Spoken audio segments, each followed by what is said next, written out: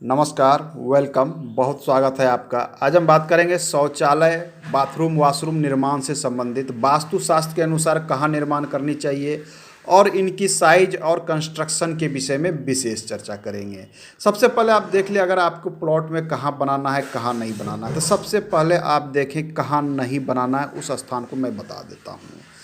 तो पूर्व दिशा, ये पश्चिम दिशा है, ये उत्तर है, ये दक्षिण है। मान लिया जाए ये आपका कोई प्लॉट है, तो जहाँ नहीं निर्माण करना है वो है आप सबसे पहले ईशान कोण में तो कभी निर्माण नहीं करना है। क्यों नहीं करना है, तो इसकी बात को समझने के प्रयास करें। ये कॉर्नर जो होता है, जल तत्व, ये अग्नि तत्व, ये पृथ्वी तत्व, ये वायु तत्व, बीच में आकाश तत्व जिसे ब्रह्म स्थान कहते हैं, ये बैलेंस होता है वस्तु को। इसमें किसी प्रकार की उलटफेर होने से वास्तु से संबंधित सावधान समस्याएं उत्पन्न होनी शुरू हो जाती है। तो आपको ईशान कोण, ये जल तत्व, यहाँ निर्माण नहीं। दूसरा स्थान आ जाता है ब्रह्म स्थान, ये साफ सुथरा रखने वाला स्थान, आप यहाँ निर्माण नहीं कर सकते। ये आपका घर का सेंटर या केंद्र हो सकता है। जैसे आप देखिएगा आपकी लंबाई चौड़ाई के अनुपात में, तो यहाँ निर्माण नहीं कर सकते। तीसरे स्थान की बात करें तो ये नैऋत्य कोण, जो प्रमुख कोण होता है, ये पृथ्वी तत्व या नैऋत्य कोण इसे कहते हैं। पृथ्वी तत्व ये प्रमुख जगह होती है। आपके यहाँ पर मुखिया का शयन कक्ष बनता है घर के मेंबर का। आपको इस कॉर्नर पर, मैं कॉर्नर की बात कर रहा हूँ, इस कॉर्नर पर बिल्कुल नहीं करिए। 3 जगह तो आपको नहीं करनी है। चौथी जगह अगर नहीं करनी है तो वह है अग्निकोण। अग्निकोण में भी, चूँकि ये अग्नि का स्थान है, यह रसोई का स्थान है, आपको यहाँ पर शौचालय निर्माण कीजिएगा, लैट्रिन बाथरूम गंदा जल रहेगा, ये समस्या होती है। तो ये 4 स्थान तो बिल्कुल कट गए कि आपको नहीं करना है निर्माण। अब है कि निर्माण हम कहाँ कर सकते हैं, सर्वोत्तम स्थिति कहाँ है। सर्वोत्तम स्थिति 1 नंबर पे इस जगह को रखी जा सकती है, वायुकोण। वायुकोण उत्तर और पश्चिम का कोना वायुकोण। दूसरी स्थिति ठीक इसी जगह पर आप बगल में बना सकते हैं, अगर कॉर्नर में नहीं बना सके तो। तीसरी स्थिति इस जगह पर है कि आप यहाँ निर्माण कर सकते हैं। चौथी स्थिति है कि आप यहाँ पर भी निर्माण कर सकते हैं परिस्थिति के अनुसार। क्योंकि आज के समय में लोग घर के अंदर निर्माण करने लगे हैं। प्राचीन समय में लोग घर के अंदर शौचालय का निर्माण नहीं करते थे, उसके बहुत से कारण थे। लेकिन आज के समय में शौचालय साफ़ सफाई की विशेष व्यवस्था होती है, सेप्टिक टैंक होते हैं, तो लोग अंदर भी करते हैं। अब तो लोग अटैच्ड बनाने लगे हैं।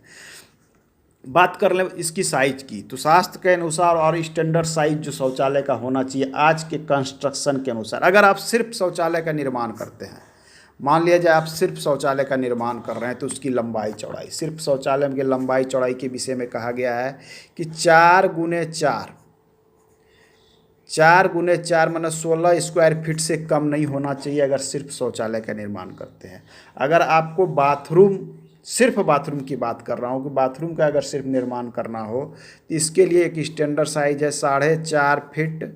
ये सारी फिट में है, ये सब साइज जो है फिट में, 4.5 फीट × 6 फीट।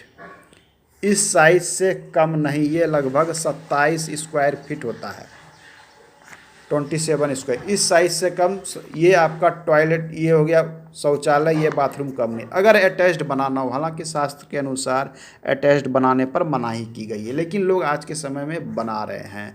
तो अगर अटैच्ड बनाना हो तो उसका साइज 6x6, 36 स्क्वायर फीट से कम नहीं होनी चाहिए, अगर ये स्क्वायर शेप में है तो।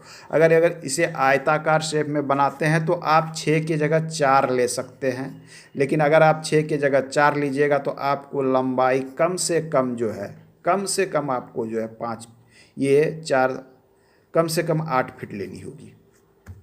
अगर आप इसे 9 फीट 10 फीट लेते हैं तो ये सर्वोत्तम स्थिति है। 10 फीट लीजिएगा 40 स्क्वायर फीट, 9 फीट लीजिएगा 36 स्क्वायर फीट।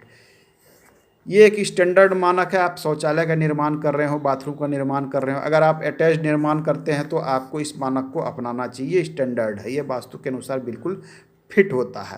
हालांकि लोग अपनी सुविधा के अनुसार, जिनके पास जगह अधिक है, वो एक बड़ा सा शौचालय का भी निर्माण घर में कर लेते हैं, लेकिन जिनके पास लिमिट जगह हो उनके लिए बात करते हैं।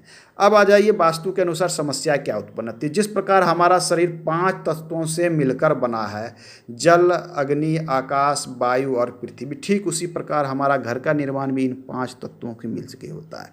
हमारे शरीर में इन 5 तत्वों में कहीं कोई कमी हो जाती है, गड़बड़ी हो जाती है, तो रोग व्याधि का शरीर आपका जो है इससे ग्रस्त है। उसी प्रकार वास्तु में अगर समस्या उत्पन्न शुरू हो जाती है, जल तत्व में, अग्नि तत्व में, आकाश तत्व में, तो वास्तु में भी समस्या उत्पन्न होनी शुरू हो जाती है। और इसका समस्या होता है आपके यहाँ आपका रोगग्रस्त हो जाना, व्याधिग्रस्त हो जाना, समस्या उत्पन्न हो जाना। तो आज के अंक में इतना ही, मिलते हैं अगले अंक में, पुनः बात करेंगे। धन्यवाद।